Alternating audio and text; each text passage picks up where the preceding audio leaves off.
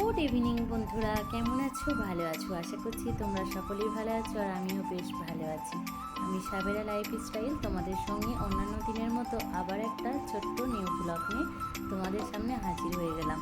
তো আজকে বাড়ির কাজকর্ম বলতে সমস্ত বাড়ির কাজকর্ম কিছু নয়, সংসারের টুকিটাকি কোনো জিনিস গোটানো, অর্গানাইজ করা, ক্লিন করা, এই সবটা নিয়ে তোমাদের সঙ্গে চলে এলাম আজকে একটা ব্লগ নিয়ে। তো চলো বন্ধুরা, আজকের আমার ভিডিওটার পাশে থেকো।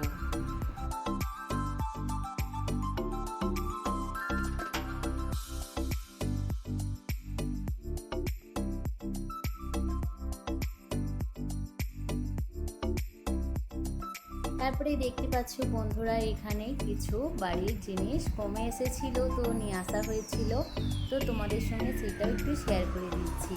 তো তেমন বেশি কিছু না, অনেক কিছুটাই আছে আর অনেক কিছুটাই খতম হয়ে আসার মতো হয়ে গেছিলো, কিছু কিছু অল্প পরিমাণে ছিল, তো সেই কারণেই ভাবলাম নিয়ে আসা হয়েছে যেহেতু গুটিয়ে নিই। আর এখন রান্নার কাজ চলছিল, তো রান্নাটা তোমাদের সঙ্গে শেয়ার করলাম না। আর তোমাদের সঙ্গে এই যে সমস্ত বাড়ির টুকিটাকি জিনিস নিয়ে আসা হয়েছে, ঢালাঢুলি করছি, এইটাই তোমাদের সঙ্গে শেয়ার করে দিচ্ছি। তো বাকি আজকে তো পুরো সংসারের কাজ দেখাচ্ছি না ভিডিওতে, ওই বাড়ির যে সমস্ত টুকিটাকি কাজকর্ম, যেমন ধরো এই মশলাপাতিগুলো, সামানগুলো নিয়ে এসেছে, এগুলো একটু গুটানো, তারপরেও জামা কাপড় তোলা, ওইগুলো একটু শুকিয়ে গেছিলো, সেগুলো একটু ভাঁজ করে দেখাচ্ছি। মানে এই সমস্ত জিনিসটাই কিছু কিছু করে তোমাদের সঙ্গে শেয়ার করে দিচ্ছি।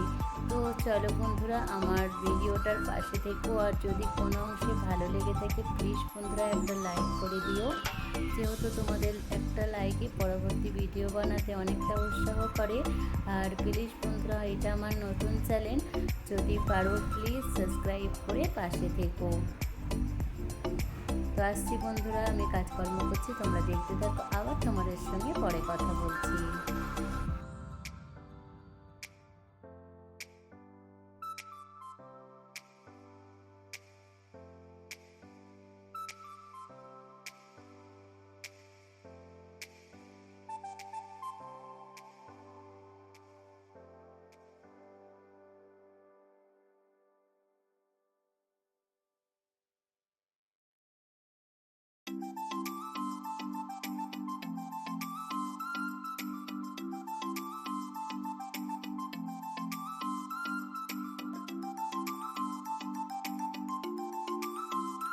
আবার চলে এসেছি বন্ধুরা তোমাদের সঙ্গে কথা বলতে। তো ওই সাইডে কমপ্লিট হয়ে গেছিলো, এইখানে কটা জিনিস এদিক ওদিক হয়ে গেছিলো, ভাবলাম একবারই নামিয়ে নেই, তারপরে পুরোটা গুটিয়ে নেবো। আর 14বার এগুলো দেখো না পড়ে যাচ্ছে, মানে হালকা টাইপের, নিচেটা কিছু দেওয়া হয়নি প্রথমে বলে, ওই কারণেই মাথাটা ভারী হয়ে যাচ্ছে বলে উল্টে যাওয়ার মতো হচ্ছিলো।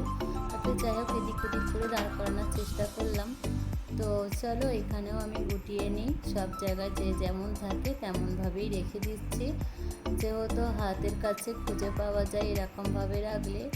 আর কি বলতো, বাড়িতে ছোট ছেলেরা থাকলে অগোছালো তো করতেই থাকে, আর সেটা মায়েদের কাজকর্ম আর সেরে এই জিনিসগুলোও একটু টুকটাক করে গুটিয়ে রাখতে হয়, যেহেতু সব বাড়ির বাচ্চারাই একটা জিনিস নিতে গেলে অন্য জিনিসটাও একটু গোলমাল করে দেয়, কিন্তু ওরা তো ছোট মানুষ, কিছু করার নেই, মায়েদের কর্তব্য মায়েদেরকে নিয়ে পালন করতে হবে। তো চলো, এখানে অনেক কটা সাবুন এসেছিলো, কয়েকটা কিচেনে রেখে দিয়েছি, আর কয়েকটা ভাবলাম এইখানে একটু ভরে রাখি, তাহলে ভালোও লাগবে, আর নিচেটা অনেকটা ভারী মতো হয়ে যাবে। সেরকম কিছু ছিল না নিচেটা ভারী করার মতো, ওই কারণে আরও সাবুনগুলো নিয়ে এসে আমি নিচেটাই রেখে দিলাম, যাতে ওয়েটটা বেশি হয়ে যায় আর মাথার জিনিসগুলো না নিচে পড়ে যায়। আর কি বলো তো, মাথার যে কটা জিনিস উপরের দিকে আছে, ও কটা জিনিস কিন্তু বিছানের খাপটাই বলো, নিচের খাপটাই বলো, ঢোকানোর চেষ্টা করেছিলাম কিন্তু ঢুকছিল না, যেহেতু ওগুলো হাইটে বড় ছিল। তো এটাও আমার গোটানো কমপ্লিট হয়ে গেল, যেখানে জায়গা রাখার সেখানে আবার নিয়ে এসে রেখে দিলাম। তো চলো বন্ধুরা, আবার পরে কথা বলছি।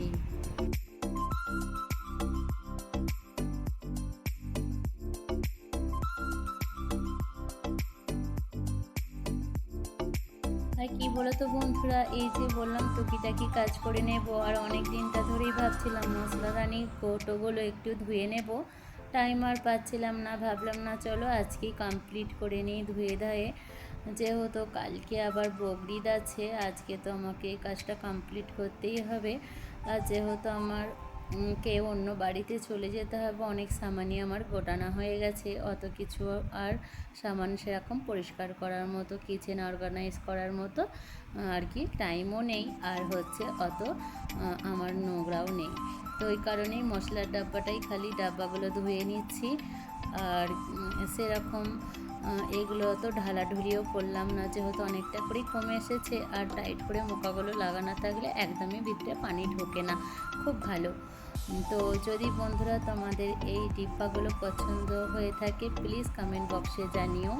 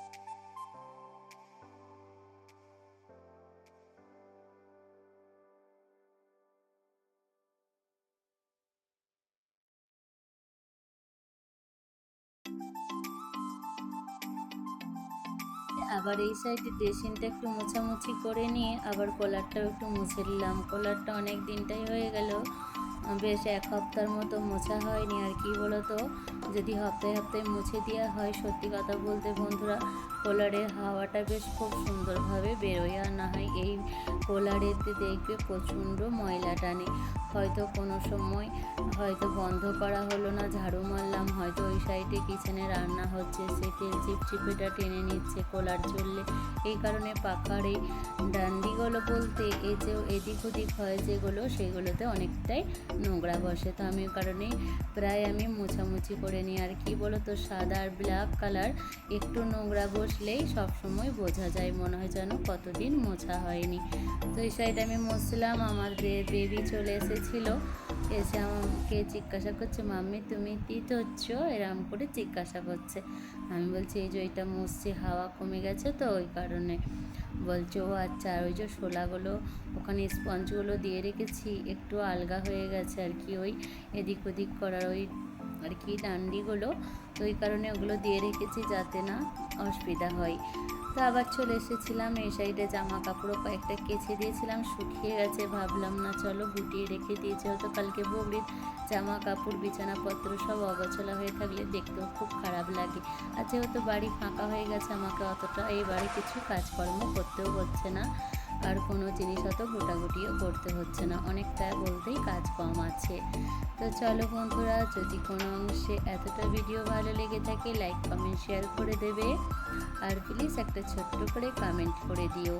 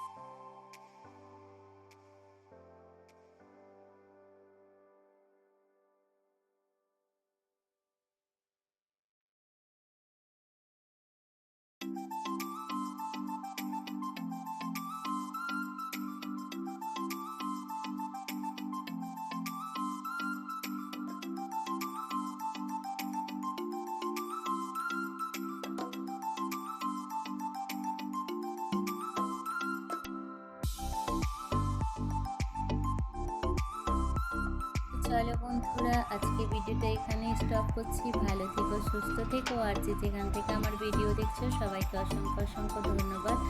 বাই।